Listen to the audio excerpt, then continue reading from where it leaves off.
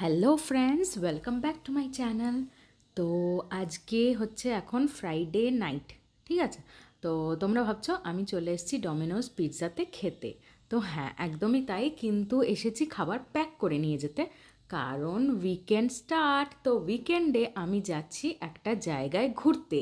কোথায় যাচ্ছি এটা হচ্ছে সারপ্রাইজ, তোমাদেরকে আস্তে আস্তে বলছি। তো তোমরা দেখতে থাকো পুরো ভিডিও, তো সব জানতে পারবে, সব দেখাবো তোমাদেরকে। তো এই দেখো, খাবার টাবার প্যাক করে নিয়ে অটোতে বসে পড়েছি, আর আমাদের লাগেজ ব্যাগ। কোথাও তো একটা ঘুরতে যাচ্ছি, খুব সুন্দর একটা জায়গা। সেখানে যাওয়ার জন্য আমরা বাসে করে যাব। তো বাস আমরা ম্যাজেস্টিক থেকে ধরবো, তাই অটো করেছি ম্যাজেস্টিক বাস স্ট্যান্ড যাওয়ার জন্য।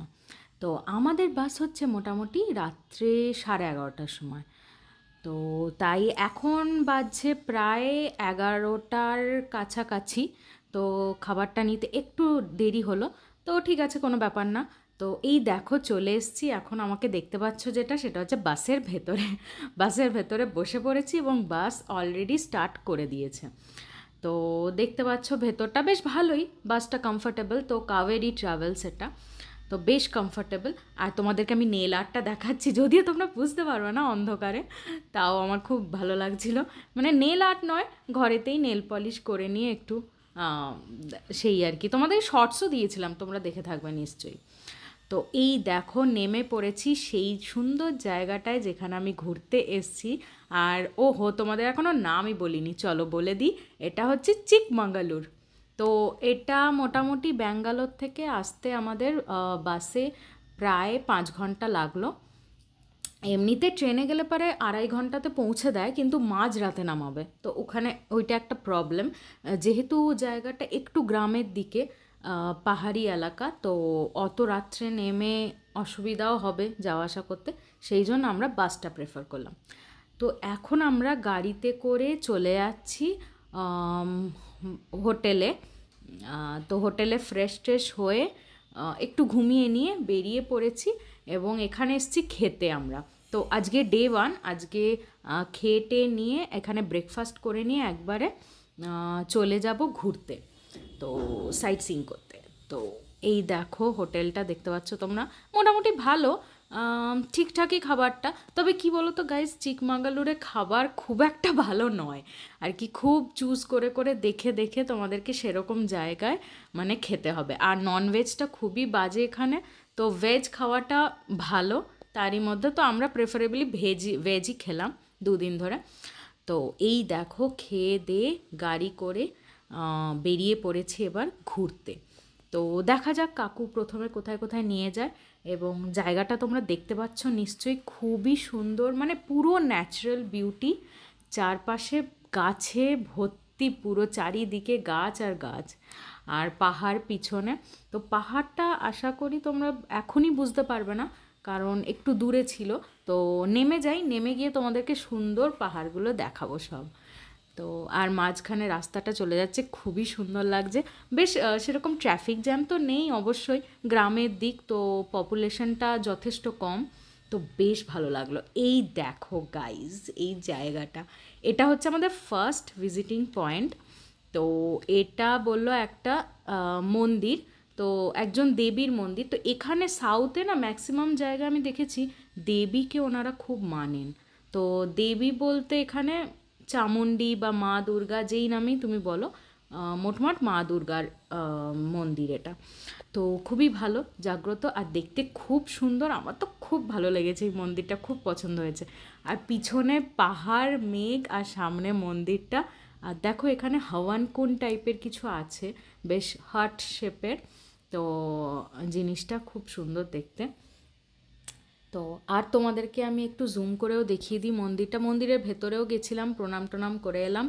আর আমি এখানে পোজ দিয়ে দাঁড়িয়ে পড়েছি তোমাদের সামনে।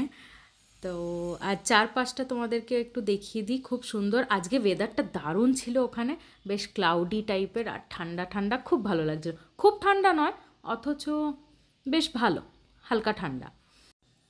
আর চারপাশটা বেশ শান্ত শিষ্ট। আর ভাবলাম কি যে আমাদের ট্রিপটা শুরু করি ভগবানের আশীর্বাদ নিয়ে, তো তাই জন্য বললাম যে সবার প্রথমে মন্দিরেই যাই, প্রণাম টনাম করে তারপর বাকি সব জায়গাগুলো ভিজিট করব।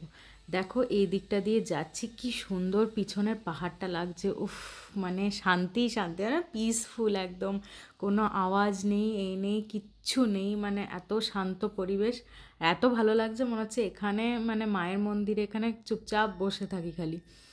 তো হ্যাঁ, অনেকটা টাইম আমরা কাটালাম এখানে, তবে আরও তো জায়গা আছে যেখানে আমাদেরকে ভিজিট করতে হবে, তাই আমরা এবার আম, চলে যাব অন্য লোকেশনে।